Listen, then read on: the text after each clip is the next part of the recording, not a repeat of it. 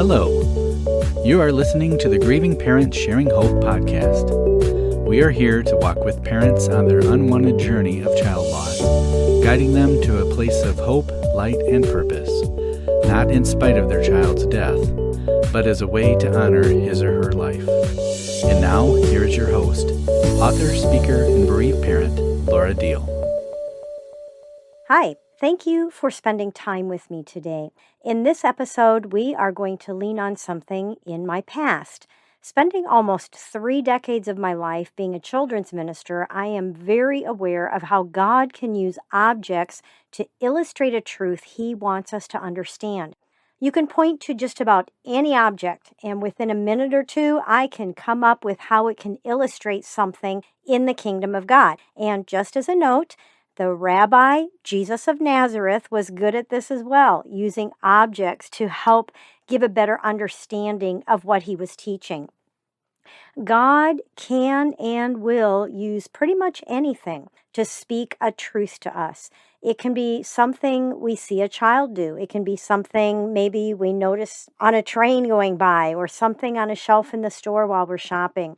It can be a line in a song or in a movie. That actually happened quite a few years ago to someone I know who called me crying one day, asking me to come over to her apartment. And when I got there, I found out there was a sentence said in a very worldly movie that she had been watching that caused her to realize she needed to get out of her homosexual relationship and get her life back on track with God and His love for her. And she wanted me to pray for her. Now, I realize this is a pretty dramatic example, but it is amazing how God can use unexpected ways to speak to us in the very depths of our hearts. Now, for me personally, God often uses nature. A few years after Becca died, just before Christmas, my oldest son had me watch online while 5 oysters were being opened to reveal the gorgeous pearls inside. And then he informed me that these pearls were my Christmas gift from him. Now, if you don't know how a pearl is made, they form when an irritant, like a piece of sand or something, works its way into the oyster. And as a defense mechanism, the oyster's body takes defensive action. So the oyster begins to secrete a smooth, hard, crystalline substance around the irritant to protect itself.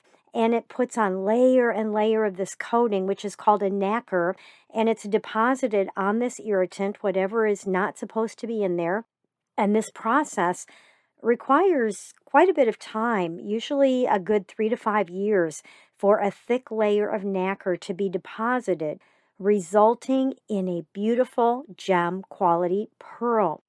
Now, one day I found myself in tears, thinking about how deeply touched I was to have something tangible in my hands to remind me of the hope I have in what God can still do with my life. Because God promises to take something as horrible as the death of my daughter and turn my shattered life into something of beauty that was still valuable and worth living.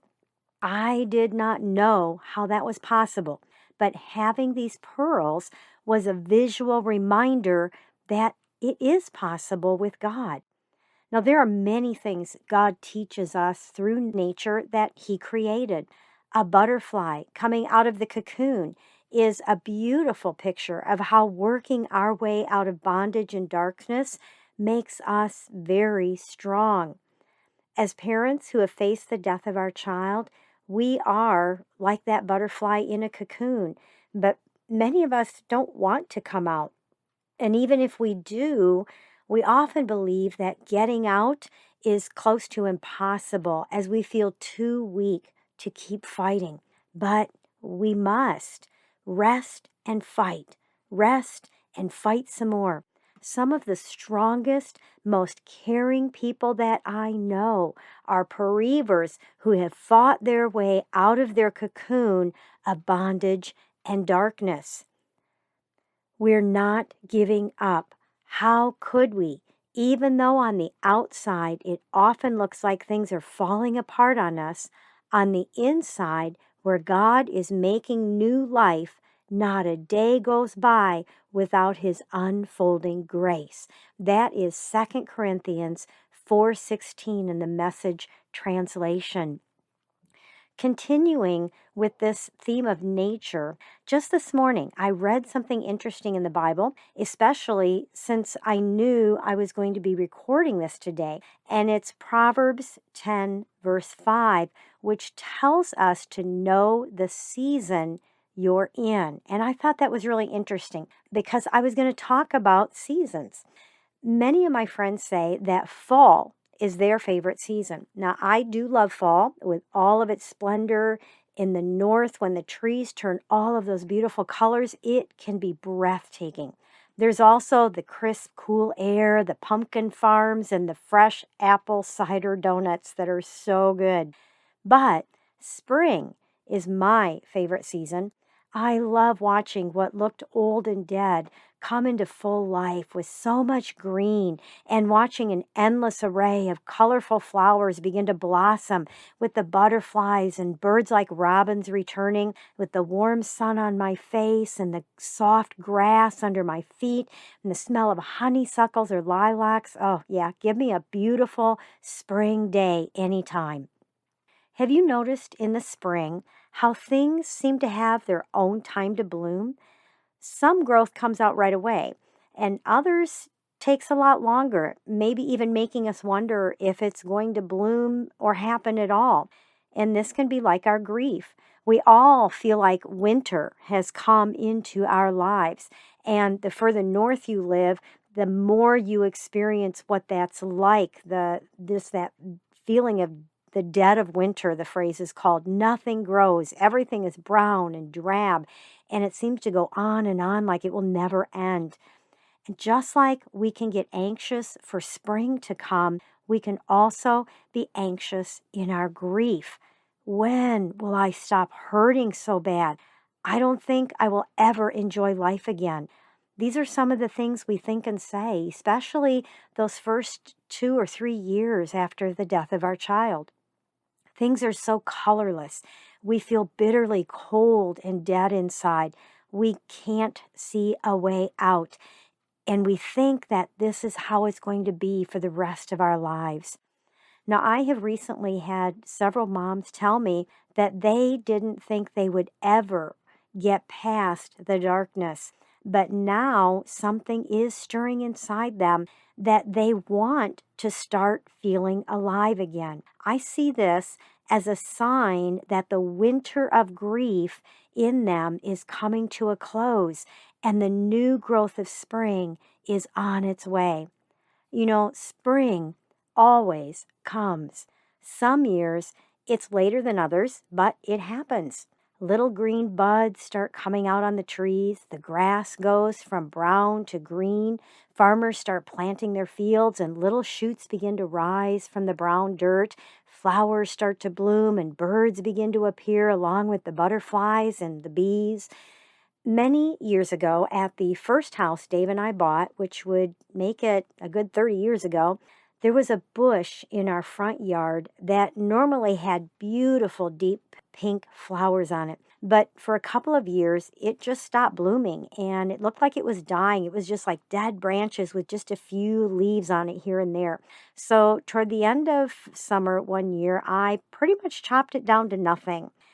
And to my amazement, in the spring, it grew back and it was full of more beautiful flowers than it had ever been in the years before.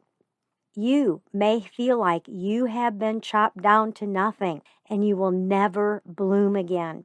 You may think you're going to live the rest of your life feeling like it's in the dead of winter, but spring always comes. Your life is not over. It may take a while, but there is still life in you to be lived, and it can and it will be beautiful again. How do I know? Because you have the seed of hope living in you, because God's resurrection power is at work in you Just like you can't see the work being done in a seed under the ground, you may not be able to feel or see God at work in you, but that's okay. One day it will break through and you will start to see and feel the warmth and beauty of life around you. Look around you now. Can you see any signs of spring yet? Now, I know some of you, as I'm taping this, you're getting hit with another snowstorm, like 5 to 8 inches. But I also know those of you who are in that snowstorm have told me you're seeing robins, those poor birds, right? Spring is going to come in full force at some point, just like it always does. And just like new life is going to be all around you, it's happening inside you. It may be a while, but you will bloom again. I want you to close your eyes and lift your face upward. Imagine feeling the warmth of the sun on your face as you let it relax you. And then imagine feeling the warmth of the sun, S-O-N, surrounding your heart as you let Him give you peace. Picture that seed of hope in you begin to stir as it's nourished by the warmth of His love.